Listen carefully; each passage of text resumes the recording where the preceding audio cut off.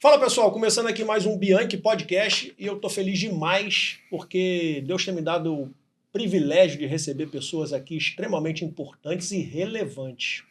E hoje não é diferente, tá bom? Logo eu vou falar para vocês aqui o convidado que está aqui e o currículo dele, como eu sempre faço. Mas antes eu queria falar para você de alguns parceiros que eu tenho aqui no Bianchi Podcast que eu sou grato demais também, porque são parceiros importantes no mercado profissional e que vale a pena você conferir. E um deles é o Clube de Negociadores. Se você quiser aprender sobre comunicação assertiva, inteligência emocional, resolução de problemas, negociação prática, negociação de alta performance, negociação estratégica, táticas de negociação, persuasão e argumentação, teu lugar é um só. clubedenegociadores.com. E você entrando com o cupom BIANCHI20, você tem 20% de desconto em qualquer curso da plataforma deles. Quer aprender a negociar? clubedenegociadores.com, tá bom? Um outro parceiro muito querido que eu tenho aqui, que vocês sabem, é a Ótica Visão Máxima, o parceiro mais antigo aqui do meu pessoal e depois acabou vindo para o Bianchi Podcast, né? Que é a Ótica Visão Máxima.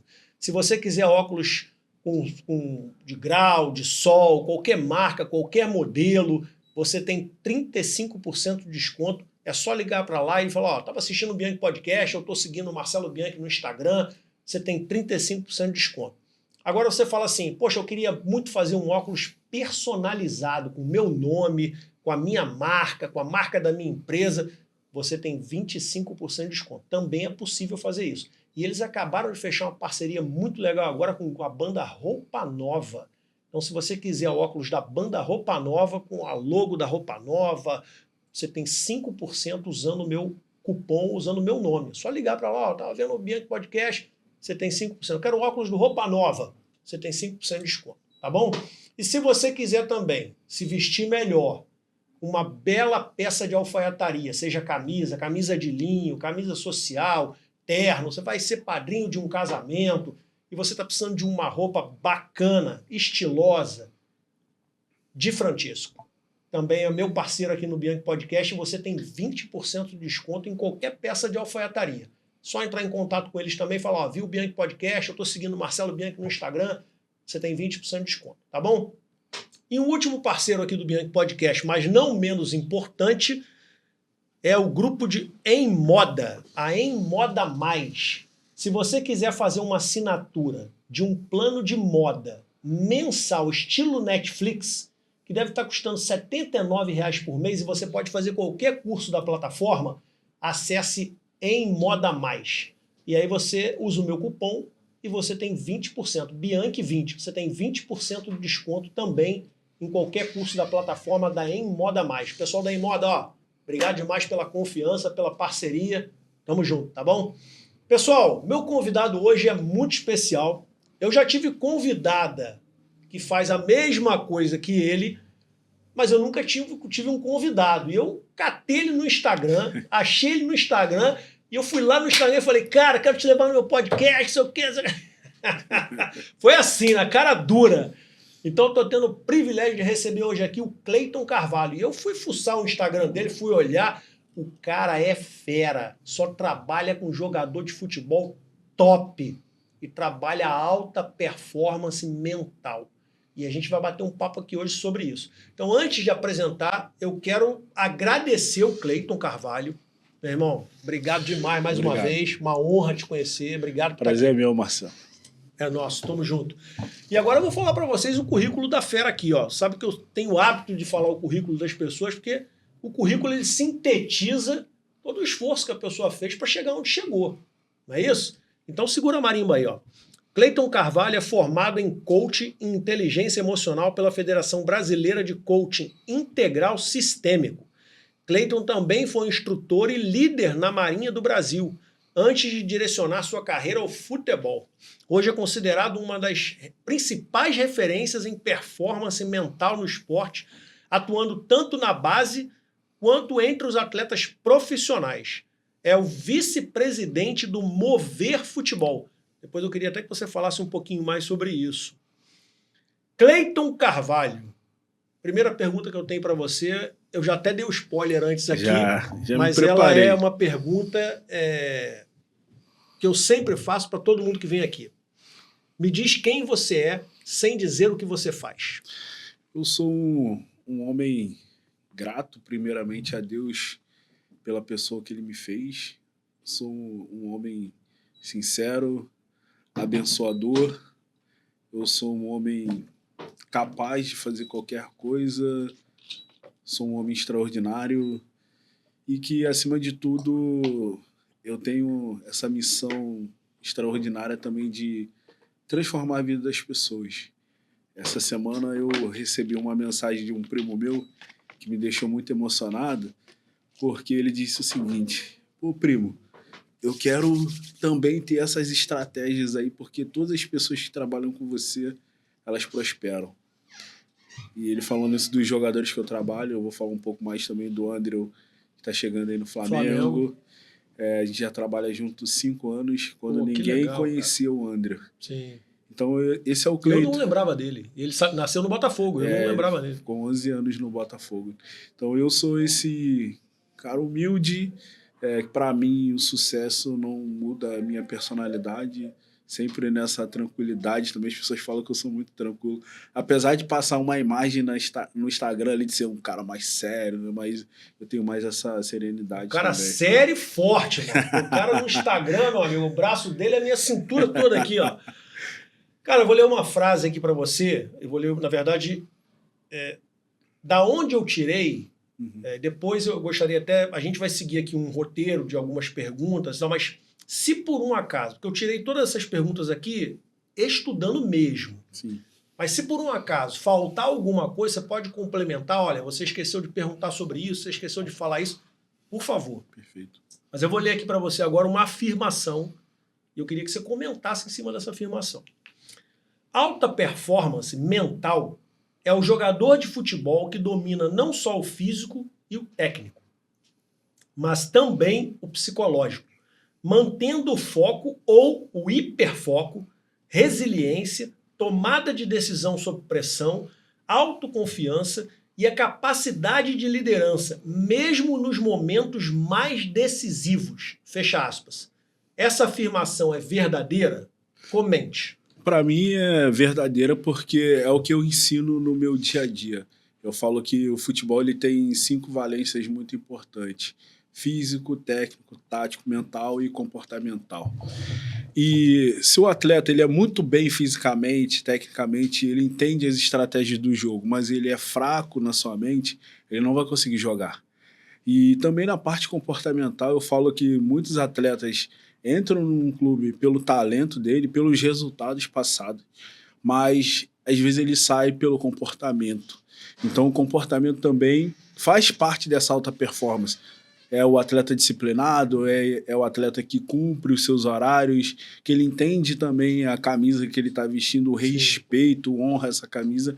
Então eu concordo muito e é o que eu ensino, é o que eu, vamos dizer assim, eu prego todos os dias para os meus atletas. Maravilha, maravilha. A sua área vem crescendo bastante.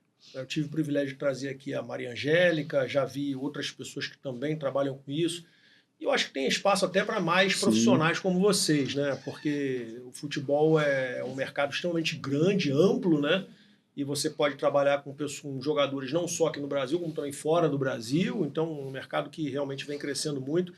É preciso alguma certificação específica ou formação acadêmica para atuar como coach mental, como, por exemplo, psicologia do esporte? Não necessariamente para atuar como um mental coach. Eu fiz a formação em coach, né, voltada ali para inteligência emocional, e também trouxe a minha experiência como militar. Hoje não existe no Brasil nenhum curso específico para trabalhar como um coach mental. Então a gente vai fazendo adaptações ali na realidade. É óbvio que a psicologia do esporte ela tem um papel além do coach. Eu gosto de deixar isso muito claro, porque o psicólogo ele também faz algumas coisas que o coach faz, mas ele vai mais além, principalmente em situações, por exemplo, que o atleta está em depressão, O atleta está com síndrome de pânico, ansiedade extrema, problemas né? familiares, não sabe lidar. Então a psicologia também tem esse papel muito importante que muitas vezes é ignorado até mesmo pelos clubes no Brasil, né? São poucos clubes que têm essa atuação tanto do mental coach, mas também do psicólogo, né? O Flamengo, em 2019, tinha ali com o Jorge Jesus, um coach ali que já é bem tradicional dentro do futebol. Então, respondendo a sua pergunta, que hoje não especificamente, mas a gente consegue trazer aqui algumas áreas de conhecimento, como, por exemplo, a neurociência, né, que você estava falando aqui antes, né? Hora que a neurociência hoje bastante, gosto muito. Tem mostrado muito, principalmente na questão do treinamento da mente, né? Da concentração, do foco, na tomada de decisão também do atleta. Sim, perfeito. Cara, eu acho que seria muito interessante, com a bagagem que você já tem, aí é só uma opinião, tá? Sim. Não é pergunta não, é só uma opinião. A experiência que você já tem, com a bagagem que você tem, o Edilson, do Clube de Negociadores, o Edilson de Faria, ele era da Marinha. Sim. Em março agora a gente vai fazer o nosso primeiro evento presencial junto. Porque ele fala de negociação e eu vou falar de imagem e comportamento. Sim. Então a nossa tem uma complementariedade aí muito grande no que ele faz e no que eu faço. E a gente se juntou para fazer um evento presencial. Mas o que eu ia falar é o seguinte, a experiência que você tem hoje, a bagagem que você tem hoje, de repente se você junta com a Maria Angélica, pega mais uma outra pessoa, de repente vocês podem implementar um trabalho em parceria com uma universidade para desenvolver um curso e uma formação, né? Sim, eu acho que, assim, eu não vejo muitas pessoas ainda trabalhando com o que vocês trabalham. Poucos. Eu até falo que, assim, eu já pensei em fazer isso, né? Mas é um projeto mais longo prazo para mim, até por uma questão de consolidação e também uma questão de responsabilidade. Sim, né? sim. Tem até pessoas que fazem essa formação, mas aí eu não posso soltar uma pessoa dentro de um mercado se ela está preparada para fazer aquilo ali. E eu falo que é muito difícil você trabalhar com atletas de futebol. Você sabe que nem todas as pessoas conseguem acessar o atleta de futebol e conseguir gerar essa transformação nele. Até porque tem aquela coisa assim, quem que é essa pessoa?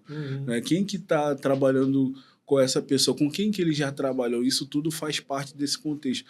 Mas eu penso num longo prazo aí já vai ter aquela experiência toda também, é uma questão de credibilidade da pessoa entender, não, o Cleiton trabalha com o Luiz Henrique na seleção brasileira, com outros grandes atletas também, e o mercado também começar a reconhecer que o coach, eu até falo que a nossa área ela é uma área muito prejudicada, principalmente pela questão da prosperidade no Brasil, né? Muitos coaches prometendo prosperidade, que o cara vai fazer isso e vai mudar a vida dele, e na verdade não é. Eu até vejo que é um mercado um pouco saturado, até porque as pessoas cansam, né? Elas vão lá e investem um valor muito alto e acham que vão mudar de vida. Eu tenho 10 anos, né? Eu posso dizer assim que eu comecei a viver uma vida melhor financeiramente tem uns 2 anos.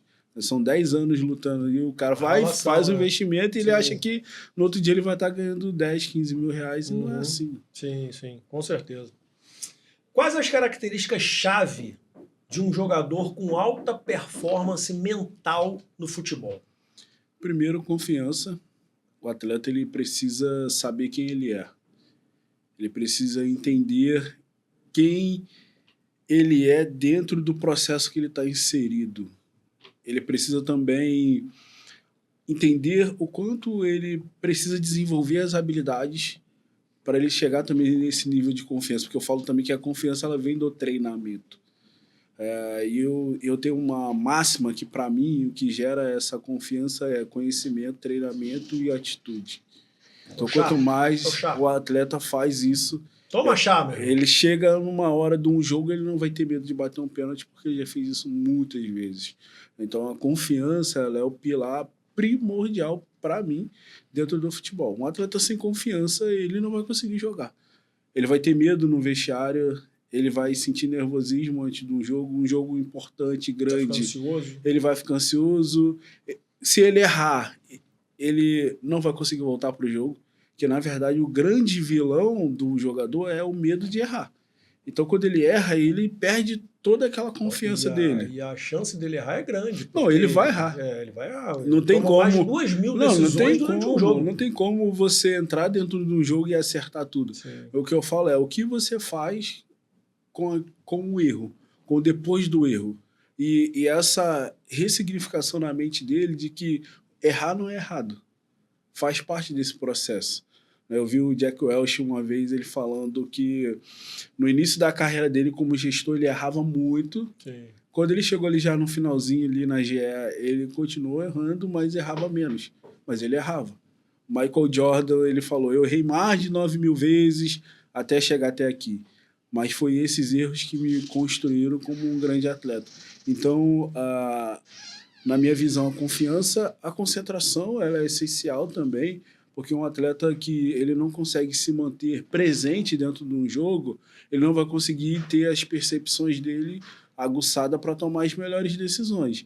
Se ele está pensando muito no que ele vai fazer e as decisões são frações de segundos, ele vai perder aquela decisão. Eu chuto ou eu toco? Ele não pode estar no jogo assim. Quando a gente fala do estado de flow, o atleta ele já sabe o que fazer, porque ele treinou aquilo ali. Então, se eu estou concentrado em alto nível dentro de um jogo, eu só vou fazer. Eu já não tenho o medo de errar, eu sou um atleta confiante, eu vou lá e faço. Isso não significa que ele não vai errar. Mas muitos atletas, às vezes, ele já entra dentro de campo com a mente dele cheia de lixo.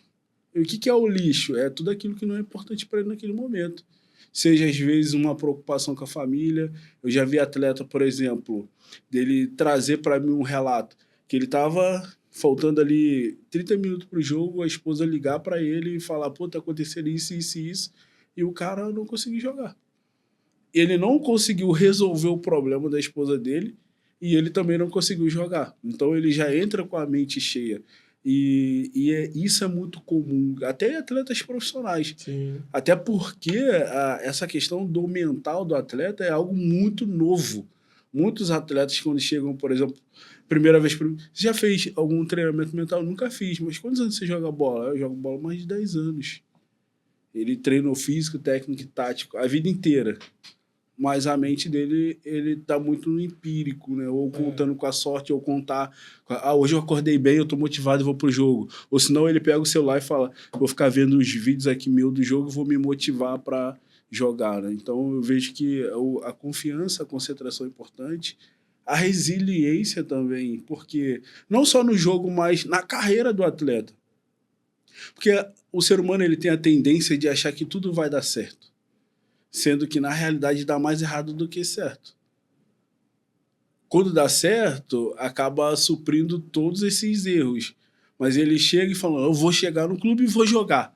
Eu imagino que o Endrick, ele saiu daqui do Palmeiras, porque ele foi titular do Palmeiras com 17 anos. Sim, tava arrebentando aqui.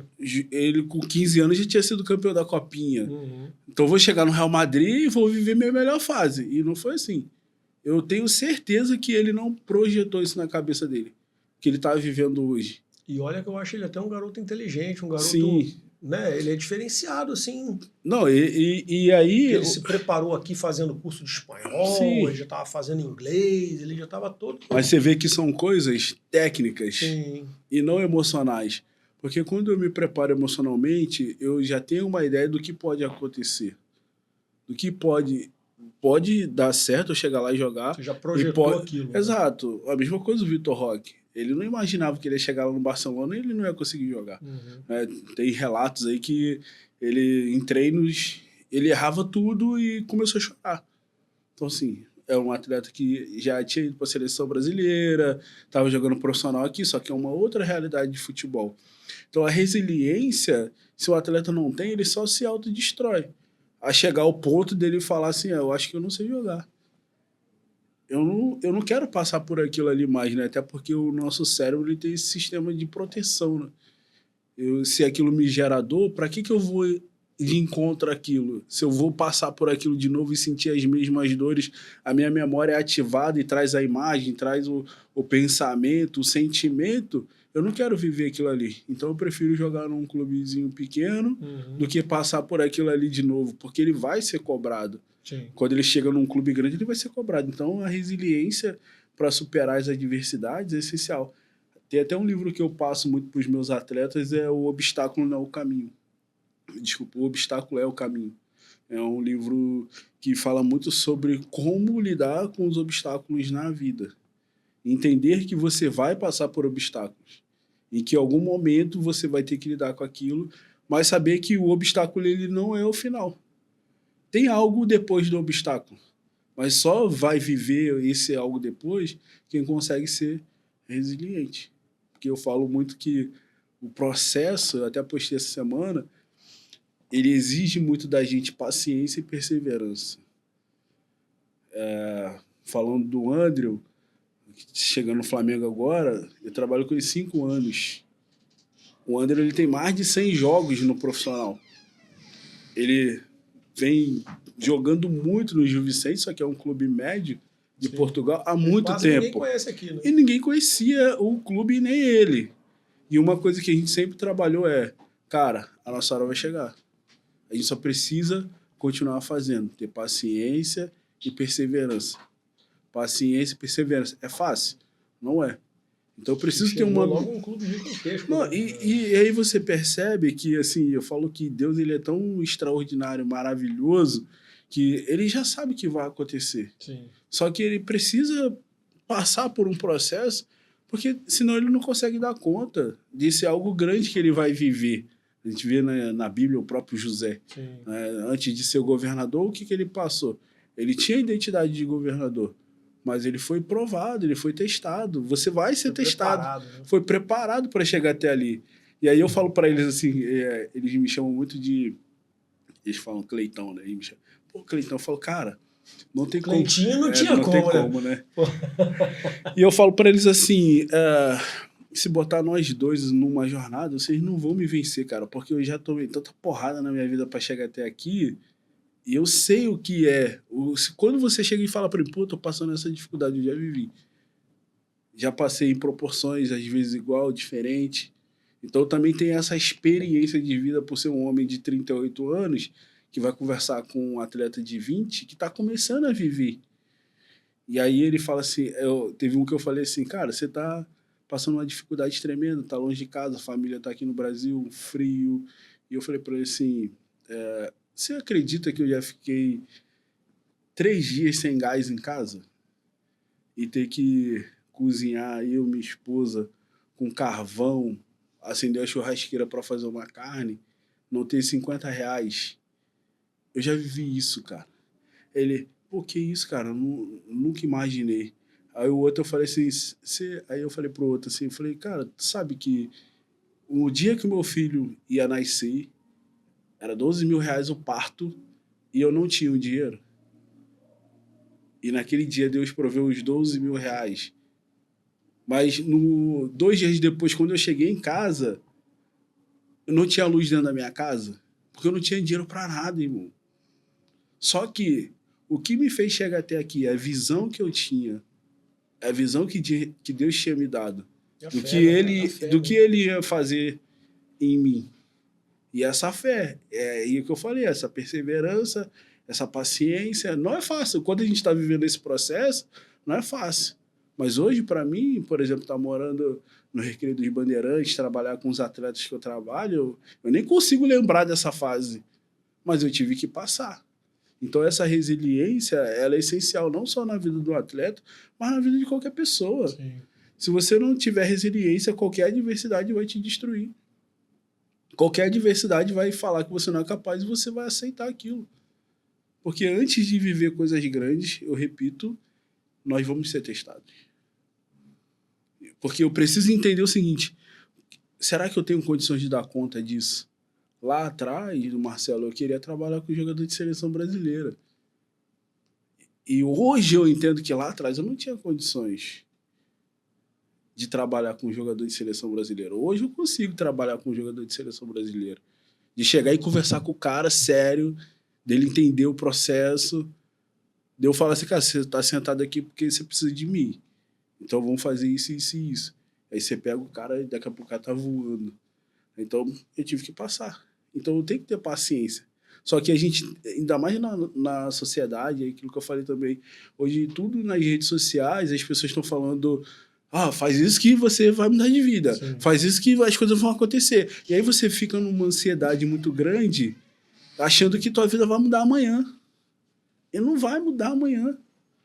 Eu não sou herdeiro. Então como que eu vou me tornar um cara milionário de um dia para o outro? Eu falo isso muito para os meus amigos, né? Porque no Brasil essa narrativa é muito fácil de ser construída e as pessoas abraçarem de que elas vão ficar milionárias. E aí eu falo que não é uma questão de crença limitante. Não é isso. É você ver a realidade da coisa. O cara que constrói um patrimônio milionário em 2 anos, muitas vezes esse patrimônio é duvidoso. Aí político, é político.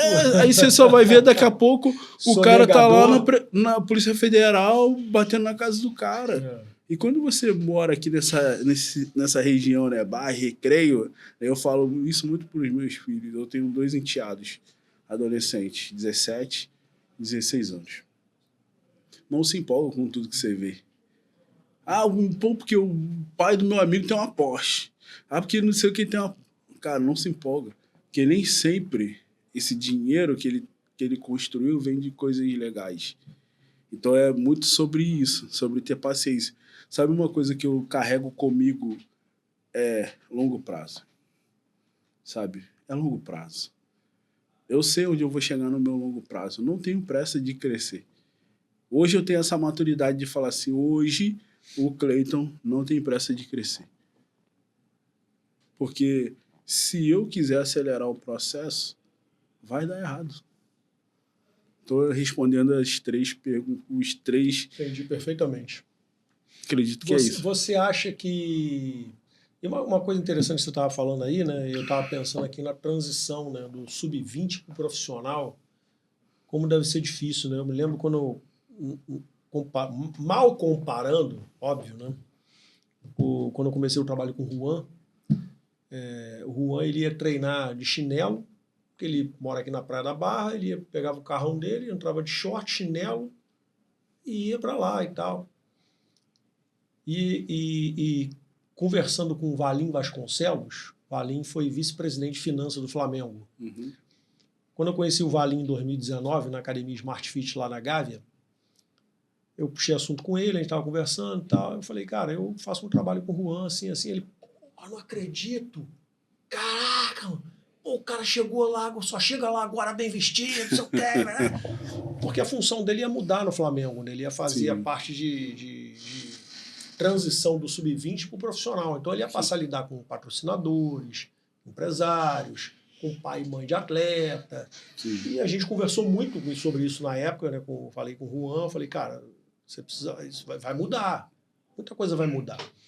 E você estava falando disso, estava pensando nessa questão, como é difícil do garoto sub-20 para o profissional e como é enganoso muitas vezes, porque o fato dele sair do sub-20 para o profissional ainda não significa muita coisa. Exatamente. É um passo importante, uma demonstração do clube de confiança de que talvez ele esteja pronto, vamos botar ele aqui. Mas tudo pode acontecer. Eu já vi casos do garoto ir profissional, um ano depois está no meio da rua e sem clube e terminou a vida em um clubezinho mequetrefe. É o que mais acontece. Sim, sim. E uma outra coisa que você falou aí com relação à fé, eu fiquei pensando aqui, eu sou formado em teologia, me formei em teologia em 2023, pela Igreja Presbiteriana do Brasil. Sim. E uma coisa que eu observo muito, Cleiton, em muitos jogadores de futebol, a grande maioria se diz evangélico. Uhum. E muitas vezes é um evangelho meio podre. Muitas vezes é um evangelho de prosperidade, que está ligado à prosperidade. Um evangelho que está ligado a coisas materiais, a coisas pequenas, porque ele não consegue ter uma visão maior do evangelho. Então ele coloca, sob essa cortina maior, ele deposita tudo ali. Então tudo vira material. Tudo que o olho vê é o que ele cobiça, é o que ele deseja. E eu sou extremamente a favor da ambição. Sim. Não sou a favor da ganância. Ganância é uma coisa, ambição é outra. E eu, nos últimos 8 anos, então, e depois que eu me formei em teologia, eu comecei a observar futebol melhor, estudar melhor essa questão, conversando com jogadores de futebol. Foram poucos os jogadores que eu atendi que se diziam evangélicos, com um evangelho sadio, consistente, forte. Eu percebia muitas vezes um evangelho muito empobrecido. Sim. Eu acho que isso pesa também muito. A gente vive num país que é predominantemente cristão. Sim. Quando o cara diz que é evangélico, ele já está colocando o evangélico num balaio de gato do nível que ele está projetando ali, do jeito que ele está falando. Então, isso é uma coisa também que eu acho extremamente complicada, cara. Eu não sei como é que você lida com essa questão, assim, que certamente você tem alguns atletas que devem ser evangélicos. Né? Eu, na verdade, assim, eu procuro não entrar muito nessas questões, até por uma questão de tá um pouco fora do trabalho em si, né? É lógico que eu procuro conversar muito, principalmente nessa questão mais de valores, né? Na identidade, no caráter do atleta, de quem ele é para ele, para a família dele, o que ele representa também para a sociedade. Acho que isso é um ponto muito importante, não é só sobre ele ganhar o dinheiro, Sim. mas é como ele consegue retribuir isso também para dentro da sociedade e ele ser verdadeiro naquilo que ele está fazendo, sabe? Acho que ter essa entrega no dia a dia, de estar no dia a dia sendo ele de verdade. Porque, na verdade, o que a gente observa é que muitos atletas criam um personagem que não é essa realidade, entende? Então eu visualizo muito assim também. Sim, sim. Você estava falando a gente estava conversando aquela negócio de roupa aqui, né? Tem um amigo meu que foi secretário de esporte aqui do Rio de Janeiro. E ele, uma vez, antes conversando, ele falou, cara, vou estar com o Neymar no navio do Neymar e tal. Vou perguntar a ele quem é o consultor de imagem dele, quem é que veste ele. Eu falei, rapaz, eu tenho muita curiosidade de saber. Não é? Mas isso aí é contigo, porque o Neymar foi padrinho de casa da filha dele, tem uma relação legal. muito... Foi ele que botou os pés do Neymar na calçada da fama do Maracanã e tal. Aí ele foi pro navio do Neymar, quando ele voltou, a gente conversando, ele falou, cara, perguntei para ele, quem é que te veste e tal? Ele falou, tem um cara aí e tal que cuida dessa parte. Aí ele comentando comigo, ele falou, pô, cara, meu irmão, quase que minha vontade foi falar, pô, cara, sai fora disso aí, pelo amor de Deus. Qual a sua principal linha de atuação? Cognitivo-comportamental, psicodinâmica, abordagem sistêmica, neurociência. E como você faz a adaptação para o futebol?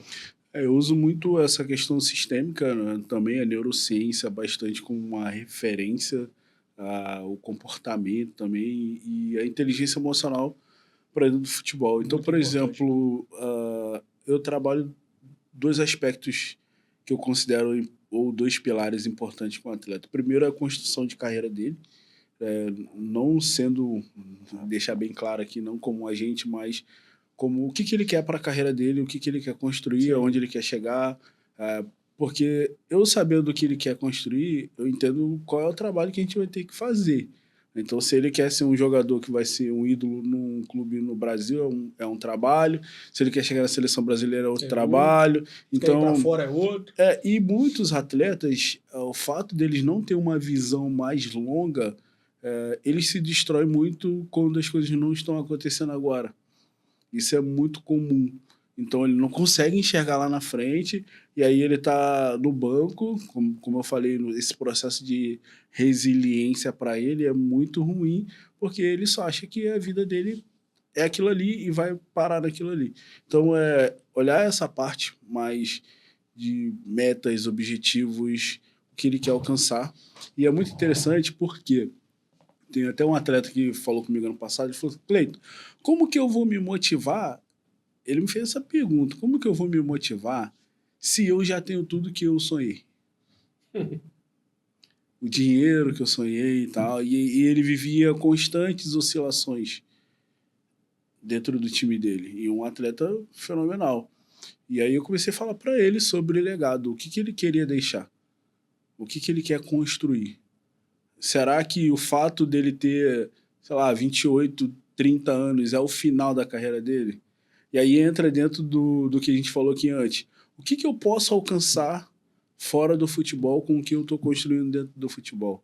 E aí você amplia o leque de visão dele. Entra aquela pergunta que eu falei antes aqui, que eu costumo fazer às vezes também, para quem você faz o que faz? Exatamente. E aí eu preciso que ele entenda, dá para fazer mais coisas, porque a vida não acabou aqui, você tem todo o dinheiro e tal, mas a vida... Cedo, novo. Exatamente, a vida não acabou aqui. Eu tive a oportunidade de palestrar em 2024 com o Sol Campbell, que foi um jogador do Arsenal, capitão da seleção da Inglaterra, e hoje o cara é um multimilionário, investidor, fala muito bem, se veste muito bem, e eu fiquei impressionado, porque assim, para mim ele é um padrão fora do que a gente está acostumado a ver dentro do futebol. Então ele conseguiu trazer essa imagem dele do futebol para dentro dos negócios, fazer com que ele tivesse acesso a pessoas, como eu te disse aqui antes. Então, eu entendi o que eu quero. Agora a gente vai trabalhar a parte mental dele. Desenvolver essa confiança, treinar a concentração, treinar a força mental desse atleta, treinar essa tomada de decisão desse atleta. A gente começa... É treino mesmo, não é... Eu fico falando, a gente treina isso na prática para que ele consiga desenvolver. Por exemplo, quando eu errar, eu tenho um treino específico que a gente vai fazer e quando ele errar, ele vai executar aquilo. E treino é repetição, então a gente está sempre fazendo aquilo ali. Treino de concentração. Se eu estiver muito ansioso, o que eu faço? Porque eu sempre falo para ele o seguinte, quando acontecer algo no jogo, você tem que ter uma ferramenta. Você não pode, tipo, eu não sei o que eu vou fazer agora. Por exemplo, o treinador te escolheu para bater o pênalti. Você vai falar o quê? Eu tô com medo, tô nervoso, não vou bater o pênalti, não tô preparado. Não, eu já sei o que eu vou fazer. Por exemplo... Pode até dar errado, mas eu sei o que eu vou fazer. Exatamente, e acontece. Tem um atleta que ele chegou e falou para mim assim, Cleiton, eu já perdi 2 pênaltis seguidos, eu não tô bem mentalmente e tal. E eu falei para ele, cara, seu problema é mental. Ele falou, como assim? Eu falei, não, seu problema é técnico. Falei assim, quantos pênaltis você bate na semana? Eu quase não treino pênalti. Então você vai errar mais vezes do que você vai acertar. Então também tem essas conversas que faz ele ser confrontado, porque é muito mais fácil ele também jogar tudo na conta do psicológico dele não tá bem, entendeu? Na verdade, ele está acomodado. Né? Sendo que ele está acomodado, ou ele mesmo está gerando aquelas situações para a vida dele. Então, você tem que treinar, cara. Você não... Quando fala esse tipo de gol, eu lembro do Zico, cara. Exato. O jogo fica 1h30 batendo falta. Exato. Você quer ser um jogador de alto rendimento e só treina 2 horas no clube? Não tem como. Hoje em dia, não tem como. Hoje, os grandes atletas têm um staff. Ele investe muito dinheiro para que ele esteja sempre em alto rendimento. Então, eu começo a trabalhar essa parte mental dele, alinhado também com a parte comportamental. Então, quais são os comportamentos que a gente precisa desenvolver? Por exemplo, eu preciso ter disciplina. Eu não tenho que ficar aqui, por exemplo, eu já fiz isso com um atleta, eu não fiz, não sei o quê, não fez. Cara, então olha só, não dá pra gente trabalhar. Porque eu não tenho que ficar falando o que você tem que fazer. Sim. Se você não tiver essa vontade de fazer, ninguém vai fazer isso por você. Não adianta, Marcelo, você falar pro atleta, vamos montar uma rotina de treino, vamos montar uma rotina da tua semana. E aí ele chega para você na sessão. E eu sei quando o cara tá mentindo. É experiência, já trabalha isso há muitos anos. Eu falo, cara, você tá mentindo. Você tá falando que fez e não fez, e eu te provo que você não fez. Então, se toda vez eu chego numa sessão e tem que ficar falando para você que você tem que fazer e você não faz sentido trabalhar com você. Porque eu não sou o cara que vai mudar a sua vida, eu sou só um ponto de apoio. Eu não posso entrar no campo por você, eu não posso entrar na sua rotina por você. Você tem que ter essa ideia de que, eu quero ser um jogador de futebol de alto rendimento, você vai ter que ter 2 coisas, sacrifício e renúncia. Você vai ter que investir na sua carreira. Vai ter coisas que você não vai conseguir fazer. Só que quando você chega a 40 anos, você está multimilionário. Você vai fazer o que você quiser da sua vida. Agora, vai dar conta, porque ninguém faz essa conta. Ah, eu tô aqui no Flamengo. Tá, o Flamengo não vai ficar te dando chances. Daqui a pouco você tá lá no Remo. Daqui a pouco você tá lá daqui a pouco você tá lá no Manaus. Daqui a pouco você tá num outro clube pequeno jogando a Série D. Aí você vai falar assim... Aí você vai ver os seus amigos jogando na televisão. Você fala, pô, eu tava lá no Flamengo, não sei o que e tal, tal. Não adianta. Exato, não adianta. Eu lembro. Não adianta você ficar falando assim, eu joguei com o Arrascaeta. Aí eu joguei com o Bruno Henrique. E aí, cara, você fez o quê da sua vida? Você teve oportunidade. Porque as pessoas querem oportunidade, mas quando elas têm oportunidade, parece que elas esquecem o que ela tanto quis. E é muito fácil jogar fora. E eu falo assim, que hoje o meu trabalho ele vai muito mais além de ser só um mental coach. Acaba que eu sou uma peça muito importante dentro da vida desse cara. De dar um conselho, de chamar a atenção. Porque assim, também, né, eles são muito sozinhos. Tem uns que gostam de vários amigos, mas a maioria é mais sozinho, não tem com quem conversar. A sua presença, você não precisa falar nada. A sua presença já faz a diferença na vida daquele cara. Teve um atleta que chegou e falou assim pra mim, pô, eu preciso tomar um café com você, cara. Pô, vamos tomar um café. Eu falei, tá, beleza, vamos tomar um café. Aí fomos tomar um café e ele só chorava, assim. E eu comecei a contar minha história de vida pra ele. Ele tava passando uma dificuldade, ele tava vindo de uma lesão, porque ele projetou, pô, esse ano eu vou voar. E aí, início do ano, ele lesão no joelho. Meses, já vai. Meses. E o cara, uma dificuldade. E aí eu comecei a contar minha história pra ele. Daqui a pouco ele falou assim, caraca, mano, eu nem precisei falar nada. Ele falou, cara, só o fato de você vir aqui, sentar nessa mesa comigo, compartilhar. E uma coisa que eu falo muito para todos que estão ao meu redor, eu não quero nada do jogador. E eles sabem disso. Eu não vivo na casa de jogador de futebol. Eu não fico andando no carro de jogador de futebol. Então isso faz com que eu tenha essa credibilidade com eles. De chegar e mostrar que eu não tô ali pelo dinheiro, eu não tô ali pela fama dele. Para mim é normal. Eu falo, tem amigos meus da Marinha, né, que falam assim, pô, Cleiton, cara, você parece que você não tem ideia do que você é hoje. Não, realmente, eu lido muito naturalmente com isso. Estar com o Luiz Henrique, para mim, que vamos dizer assim, é o cara mais famoso dentro do meu ciclo de relacionamento, é a mesma coisa que estar com o meu amigo, cara, lá da Baixada Fluminense. Eu falei para um amigo meu outro dia, eu falei, o lugar que eu mais gosto de estar é no quintal da minha tia lá em Mesquita. E ali eu não preciso provar nada para ninguém, ali eu não preciso me vestir bem, ali eu não preciso fazer nada, cara. Eu sou o Cleiton.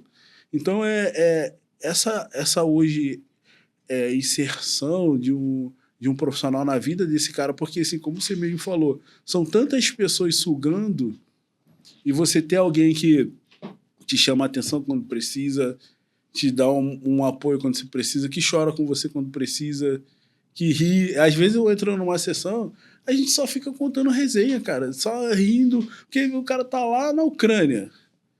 Imagina, uma sensação longe de casa. Às vezes o cara, tipo assim, não é o dia dele, sabe, treinar a mente dele. É o dia dele falar, pô, vamos resenhar. A gente começa a descontrair, porque ele tá sozinho. Ele tá lá no Japão sozinho, não tem ninguém, não tem amigo, não tem ninguém com ele. Então ele entender, e quando ele entende isso, ele fala assim, cara, pô, você é importante, sabe? A sua presença comigo. São tantas pessoas também batendo nesse atleta, e eu falo muito assim para eles, eu não tô aqui para criticar vocês. Da minha boca nunca vai sair uma palavra de derrota. Falar se você não vai conseguir, você não pode. Não, eu vou falar coisas que vai te fazer crescer. Isso não significa que falar coisas que vai te fazer crescer vai ser tudo que você gosta. Mas é necessário, porque eu tô de fora. E se você chega aqui, você tá me dando essa liberdade para falar. Porque senão não faz sentido também para mim. Ter que ficar aqui bajulando você, ter que ficar falando, não, é isso, isso e isso. Sempre tá pisando em ovos com você. Não, aqui, nós dois, cara, a gente vai ser sincero, um com o outro. né? E essa relação de confiança É faz muita diferença, sabe? E aí, quando ele consegue casar essa confiança, é igual eu falo, Andrew, a gente se tornou um irmão. Pô, no dia do velório da mãe dele, no enterro, eu fui um dos poucos do futebol que estava lá. E não estava lá como mental coach dele, estava lá como amigo, sabe? E aí, para mim, é muito legal, porque todas as vezes que eu fui em Portugal, ele foi me buscar. Eu cheguei lá no Porto, ele jogava no Gil Vicente, é uma cidade próxima ali, né, Barcelos. Não, como é que eu vou te buscar? Vamos no shopping, vamos almoçar, vamos não sei o quê. Então, assim, ele viu que, pô, o Cleiton é um cara maneiro, um cara que, pô, não quer nada de mim. Até porque ele nem tinha, cara. Sim. Ele nem tinha. O André morava lá no Pilar, em Caxias. Né? E sempre que ele vinha de férias, ele falava, cara, vamos fazer um churrasco lá em casa. Eu morava em Piabetá e ele no Pilar.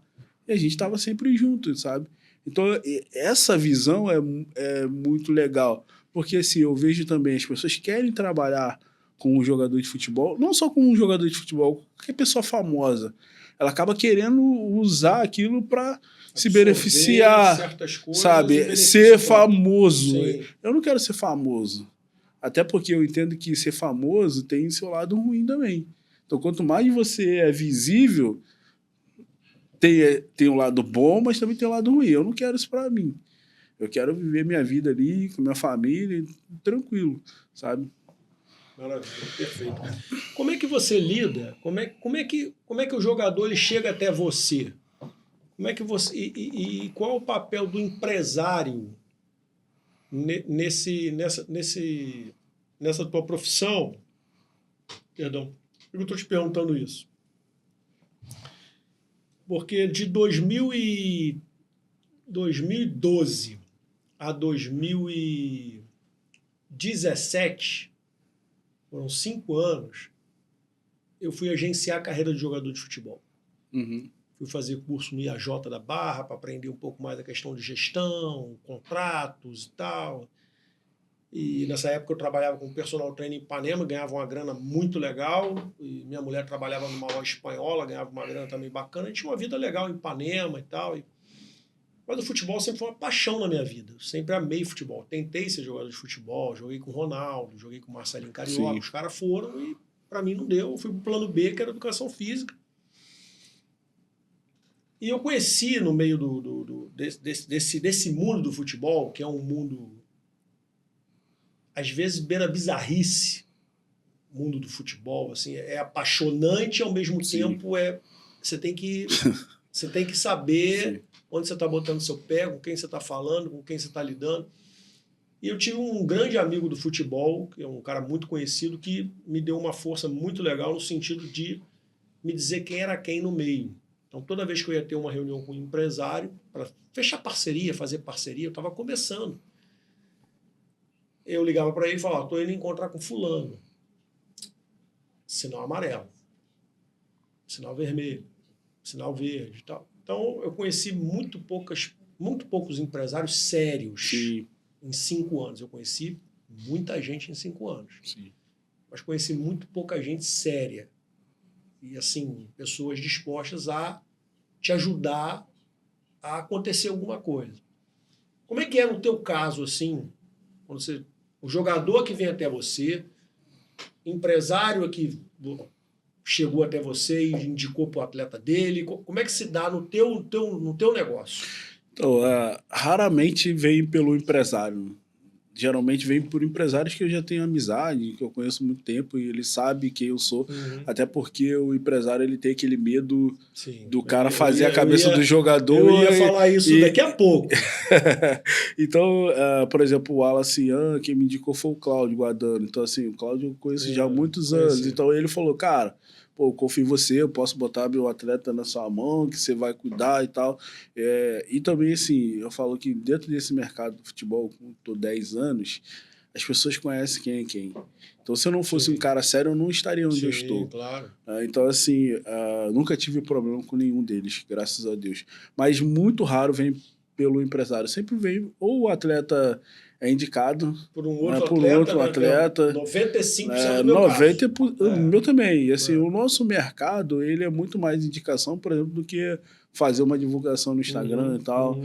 Acontece, por exemplo, de um atleta começar a ver os meus stories, mas alguém provavelmente falou sobre mim para ele. Sim. Aí ele entra lá, às vezes é a esposa do atleta que entra no meu stories, que tem esse processo de conquista, vamos dizer assim, né? Ele vai lá, ele olha, ele começa, ele começa a observar quem é o Cleiton, com quem o Cleiton trabalha, e ele vai perguntando a outras pessoas para entender se eu realmente sou aquilo, né, que eu mostro ali dentro das redes sociais. Então, por exemplo, eu fechei com o Pablo, ele foi pro West Ham agora. Ele estava no Gil Vicente jogando com o Andrew, e eu tenho alguns parceiros, né? O Abner é um parceiro meu que eu inseri dentro desse mercado do futebol como analista de desempenho. Ele tem uma empresa de scout. E aí o Abner é scout do Pablo e o Andrew, eles eram do mesmo quarto. Então, assim, o Andrew fazia a sessão, ele até falou assim para mim, cara, pô, te dei boa moral, porque eu fazia a sessão só no dia de jogo, no mesmo quarto para ele ver e tal. Aí o Pablo ficava vendo, tipo, ele não sabia o que era e tal. E aí o Andrew começou a falar com ele, o Abner falou com ele, e aí eu cheguei até ele e a gente fechou um trabalho agora, né? É até meu primeiro atleta na Premier League. E é muito sobre isso. Às vezes, por exemplo, o Luiz Henrique, quem me indicou foi uma amiga minha que cuidava da parte financeira dele, a Natália. Então, pô, você precisa do Cleiton, cara, vai lá. Conversa com... Não. Você conversa com o Cleiton, cara. Aí ele foi, me procurou, a gente fez sessão e a gente trabalha junto até hoje. Então, geralmente é muito assim. Hoje o Abner, por exemplo, eu indico muitos jogadores para ele indica muitos jogadores para mim, alguns atletas. A gente vai fazendo esse meio de campo, né? Sim. Porque assim, o atleta também ele procura muito pessoas de confiança. Então, o peso da palavra de outra pessoa... É um ambiente difícil você encontrar pessoas de confiança. O futebol é... Exato. Eu já tive, assim, o privilégio de chegar a muitos atletas e falar, pô, cara, eu já trabalhei com outras pessoas, não deu certo. Às vezes porque a pessoa... Eu sou muito flexível, sabe? Eu tenho um cara de bravo, assim, mas eu consigo... Apesar de ter sido militar há muitos anos, né, eu consegui tirar um pouco desse lado meu militar e entender. Por exemplo, cara, às vezes o cara vai marcar uma sessão comigo, eu sei que ele vai falhar, cara. E aí não adianta eu já vi, pô, por que você falhou, não sei o quê. Não é a mesma coisa do militarismo, sabe? Nem sempre ele vai ter esse compromisso. Não significa que eu seja displicente com o meu trabalho, ser flexível. Então eu consigo manobrar as situações com eles. Então isso vai me dando essa credibilidade com eles. Então, assim, ele nunca chega numa sessão com medo, sabe? Tipo, você às vezes ir num lugar, você vai conversar com a pessoa que já tem medo, igual uma conversa de líder com liderado. Se o meu oficial me chamasse no quartel e falasse, quero conversar com você de tarde, eu já ia com medo. Pô, aconteceu alguma coisa, o que houve? Não, então comigo não. Então, isso facilita muito o meu processo. A maneira como eu me relaciono com eles também. E eu falo que muitas vezes o que conquista o meu atleta nem tanto a parte técnica, que não significa que não é boa, a minha é excelente, mas essa relação, sabe? Que a gente vai construindo no longo prazo. No entanto que a maioria dos meus atletas, eles vão renovando processos e vão ficando 1, 2 anos, 3 anos. Às vezes o cara não tem condições de manter ali, depois de 1 ano ele me procura de novo. Às vezes eu faço uma sessão com ele, porque tem isso também, né? Essa resistência do que é o trabalho. E aconteceu isso com um atleta, que ele falou assim, pô, não preciso disso não, tal, não sei o quê. Já tô com já tô com 30 anos, pô, daqui a pouco vou me aposentar. Aí depois de 6 meses ele me procurou. Pô, Cleiton, vamos começar o trabalho. E tá comigo até hoje, sabe? Tipo, tá mais de uma temporada comigo. Então ele já vou renovar de novo. Então, assim, eu não tenho muita dificuldade hoje de ter clientes, porque eu já construí essa relação e esse nome. Então é muito isso, é muita indicação, uma raridade vem pelo meu Instagram ali. O Arthur, por exemplo, do Botafogo, o Arthur e o Gregory foi assim, os dois do Botafogo. Né? O Gregory começou a acompanhar os meus stories E aí eu chamei ele no Instagram e tal, conversei com ele, porque ele também já me conhecia por causa do Luiz Henrique, né, no Botafogo. Então, assim, o Luiz sempre falou de mim. Isso também é um ponto muito positivo, porque todas as entrevistas o Luiz vai e ele fala do Cleiton. Então, acaba que o meu nome vai sendo conhecido também dentro do mercado. Como é que você lida? Qual é o melhor dos mundos para você? O mais difícil, né? Quando um jogador de futebol está no ápice da alegria dele assim, tá bem pra caramba, e conter um pouco aquela euforia toda, ou quando ele tá muito mal assim, e você tem que jogar esse cara para cima e mostrar certas coisas para ele. São dois extremos. Assim, são dois extremos. Né? Eu falo que o ideal é você pegar um atleta que já está em alto nível, né? E você trabalhar... Eu falo que um atleta de alto nível, a gente trabalha pequenos detalhes para ele se manter no alto nível. Traz conhecimento para ele que ele não tinha antes. E aí você vai dando pequenas ferramentas para ele e ele cria essa sustentabilidade no longo prazo. Agora, para mim, eu também tenho uma característica muito potente de tirar um cara do fundo do poço muito rápido quando ele quer. E essa minha característica... Geralmente, eu já chego dando umas porradas nele. Solavando. Exato. Chega com o pé na porta. Para ele entender que ele se colocou nessa situação, sabe? Que não foi uma coisa que aconteceu de um dia para o outro. É uma construção. Ele se colocou nessa situação no longo prazo. E aí, se ele tá vindo me procurar e ele quer mudar, eu consigo fazer ele, sabe? Pelo menos sentir essa mudança muito rápida.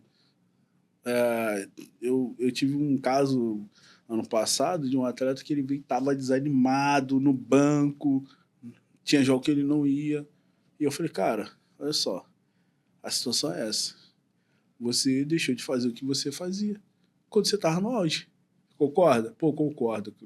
Tá disposto a mudar? Tá. Cara, olha só, você quer ser um atleta de alto nível?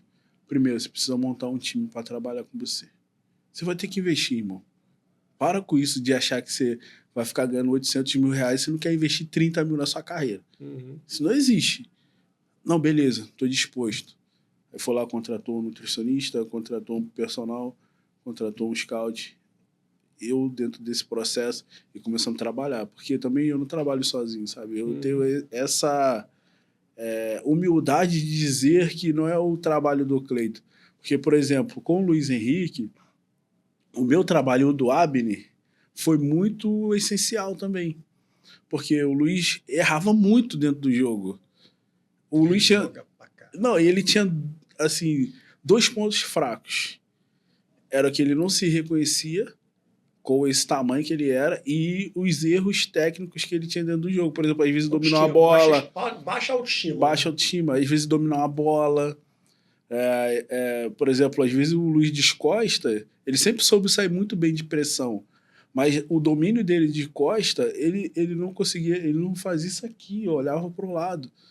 E aí o Abner fez um relatório de pontos fortes, ele até falou assim no aniversário dele agora, ele falou, cara, pensei que naquela nossa primeira sessão, e eu entrei junto, né? Pensei que naquela primeira sessão a gente não ia continuar, não, porque eu vim só mostrando, ó, precisa mudar. Ele chegava na linha de fundo, ele não olhava pra área, ele dava um porradão pra dentro da área, a bola lá no segundo pau. E aí a gente começou a trabalhar, cara, não é assim e tal. E eu trabalhando a parte mental dele, o Abner, e eu falei pra ele uma vez, eu falei, Luiz, você é um jogador que não pode ficar sendo substituído, cara. O Luiz, todo jogo, praticamente, ele saía. Tem bola pra ser titular. Entendeu? Absoluto. Não, e ele saía porque ele cansava. E aí a gente começou a mostrar isso. Cara, você precisa ser o cara do Botafogo. Tanto que ele hoje, ele se tornou esse ídolo do Botafogo. Sim. E se você analisar o ano de 2024, não foi o ano inteiro. Foi depois do meio do ano que ele começou todos os jogos a arrebentar. Exatamente. E foi quando a gente começou a trabalhar com ele.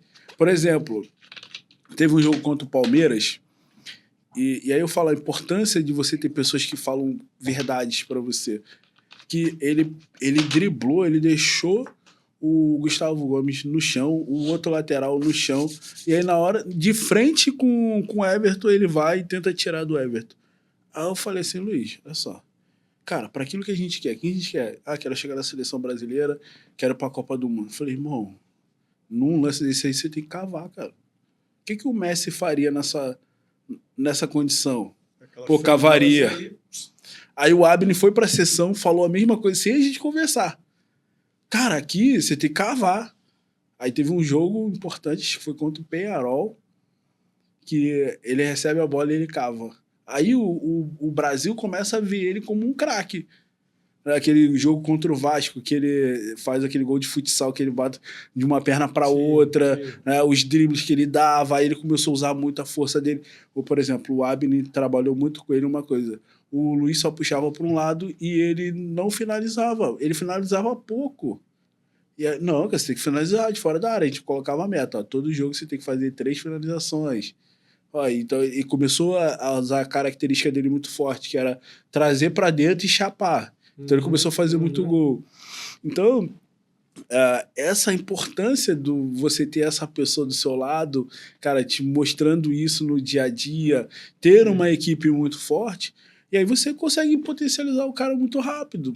Então, com o Luiz, assim, o crescimento dele foi muito meteoro, né? E é lógico que o time também estava muito encaixado e sobressaiu na seleção brasileira, por exemplo. Primeiro jogo dele, ele começou como titular, foi mais ou menos normal. E aí nós chegamos e falamos para ele, ó, se você for normal, você não vai voltar mais, irmão. Você tem que ser o Luiz do Botafogo. E aí ele entra no jogo, faz gol, dá assistência, no outro ele faz gol de novo, daqui a pouco ele faz gol, aí ele, em 2024 ele brincou. Aí ano passado, no Maracanã, aí ele selou. O que ele fez no Maracanã ali foi absurdo. Todo mundo falando, pô, é o jogador que... O próprio Djalminha, né? Pô, é a cara do jogador brasileiro. O cara que sorri, tá jogando, brincando, rindo. Então, é mais fácil pegar um cara ali que quer evoluir, porque o Luiz, assim, eu falo que ele é um cara muito trabalhador. Coisa dificilmente você vê. Tem cara de boa gente pra caramba. Não, muito. E eu falo, difícil você ver um cara que trabalha igual a ele. Porque ele não sai, não bebe, não fuma. Por exemplo, no aniversário dele, pô, o pessoal tá lá e ele tá na água dele, sabe? E ele tem essa consciência que o trabalho é muito importante. Então hoje eu falo para ele que às vezes as nossas conversas duram 30 minutos. São pequenos ajustes. Coisas pontuais. São coisas pontuais que mantêm ele dentro dele. Esse é o atleta, né, cara? Esse não, é exato. Falando da diferença do atleta pro jogador. Né? O ele atleta, entendeu. Ele tem essa percepção de que, mesmo que ele pare com 35 anos, ele está muito novo e ainda tem muita coisa para fazer, né?